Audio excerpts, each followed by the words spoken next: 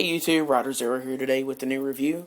Today we're going to continue along the Thundercats path of toy reviews, and we're going to take a look at the 2011 new version of Lion-O from the 6-inch Thundercats line of toys. I haven't decided if I'm going to jump into the 4-inch line, although I probably will because I really want the Mumm-Ra because it comes in the mummy version as opposed to the Mumm-Ra tank version as recently seen in the Thundercats cartoon. That's another subject all in itself, so we'll take a look here at the packaging, so I'll stop rambling about the other figures. As you can see there, this is a little bit different from the classics. It's kind of the same style of packaging, but it's got different artwork and whatnot. You can see the new version of the Thundercats logo. Actually, let me kind of tilt the camera up a little bit. You can see the newer stylized version of the Thundercats logo there. It's done in a little bit different coloring. And just a little stylization difference overall. Same kind of basic packaging, though. Like I said again, it has the Thundercats logo there in the background. Kind of an action shot of Lion-O there, the new version I should say. That's pretty much it for this one. There's nothing else on the sides.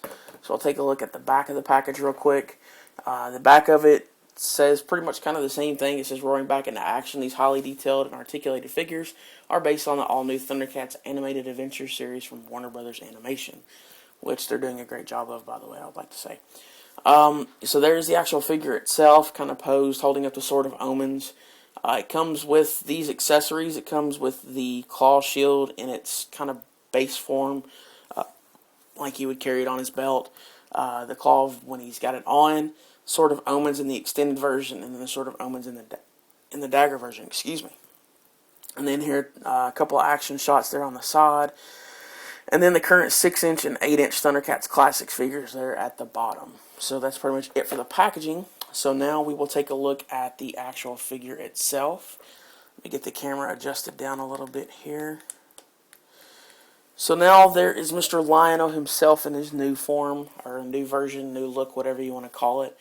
I already have the claw/shield on his arm, just because the peg is a little bit hard to get the forearm piece on and off of, so without running the risk of doing too much damage to it, I'm just gonna kind of leave it as is, which we'll kind of talk about there in a second. Go ahead and take a look at the accessories. Like I said, he does already have the claw shield, whatever you want to call it, in the extended, ready to use form. Versus this form, which typically just kind of rides on the belt. You can put it on there, but then it just kind of looks like he has a stump instead of having a hand. And I guess you could put it on the other arm if you were just feeling really shieldy and clawy. But there's the, in its non-extended version, I don't know. That's what we're going to go with. It does also come with another Sword of Omens in the dagger version, or just non-extended dagger mode, which fits nicely down inside the claw shield. So you can kind of carry it on the belt there. You see a little tab on the side, which we'll show in a second. And then it comes with the extended Sword of Omens there. And then the left hand/forearm, which you can see there has a peg hole. It just pops right on there. And then you can use the sword/dagger in either hand, whatever you want to do. One thing I do want to mention real quick that I forgot to mention in the Classics review for Lion-O. Like I said, there's a easy way to knock out Lion-O, and I just did it. On the side here, you see that there's a little tab. And you can actually knock the camera down as well. Lion-O is just trying to take everything out today. It just kind of pops right in there and rides on his side just like a sword normally would. And I forgot to mention that in the original Classics review, so I'm going to pull Lion-O in real quick. He has that as well for the claw. You can see there that I didn't. For a second, when I pulled the figure out of the package, I was like, what the heck's that for? It's really weird looking. And then I was like, oh, it's for the claw. Because you can pop that on there and carry it on his side just like, just like so. So I'm going to take it off now because it's impossible to have two of those on. And I'm breaking the space-time continuum and laws of physics, etc. And now I can't get it off there. Stop making me look bad. So, since he's already this close to the camera, let's take a look at the details. I was a little disappointed. When I got home, I noticed that the eyes on mine were a little bit off. It's not any kind of flaw in the figure itself, just a little bit of paint flaw, nothing huge. Not totally disappointed. Detail-wise, though, it's a very good representation of the figure from the show. Nice logo there for the Thundercats logo. My phone is ringing in the background. Stop it. Armor carries over nicely here to the arm piece, the shoulder, everything. It just, like I said, it looks very, very accurate to the character from the show. No boots on this one, as opposed to the classic Lion-O that wore the boots. I'm waiting to see if the answering machine picks up. Victory. Anyway, the no boots on this one, as opposed to the classic version. Like I said, he's all toes on this one. Take a look at the back real quick, which unfortunately is extremely disappointing for me, because I'm pretty sure you can see why there. The screw holes are just extremely obvious and just make the figure look really bad when you view it from the back. I was really disappointed with that.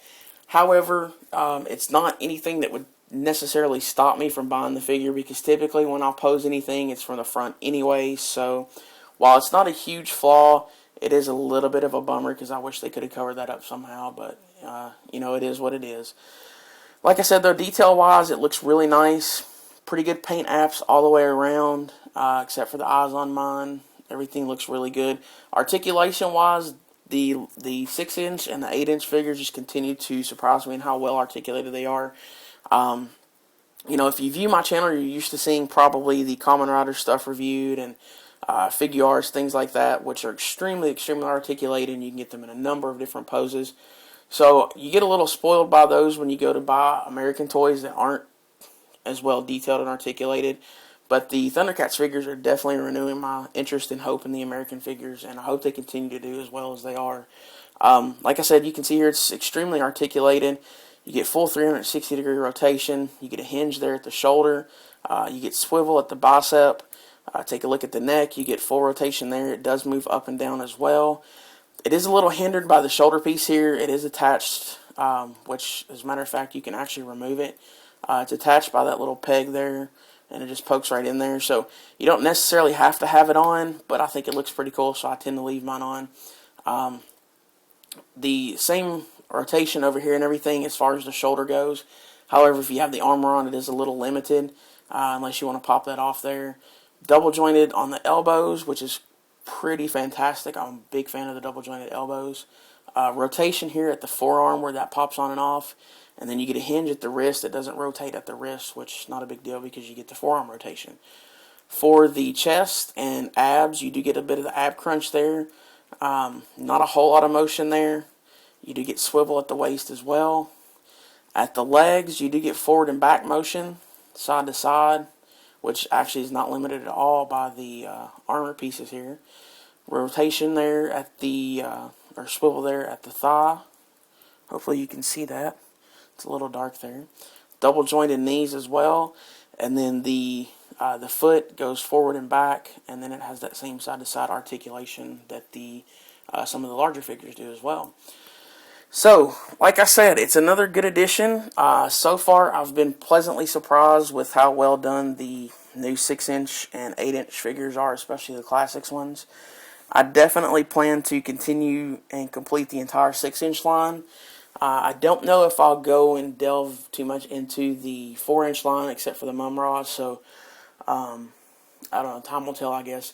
I do actually want to get the Sword of Omens as well, because I have no idea whatever happened to mine. I had one as a kid, and I guess it's just for nostalgia purposes. So that's pretty much it for this guy.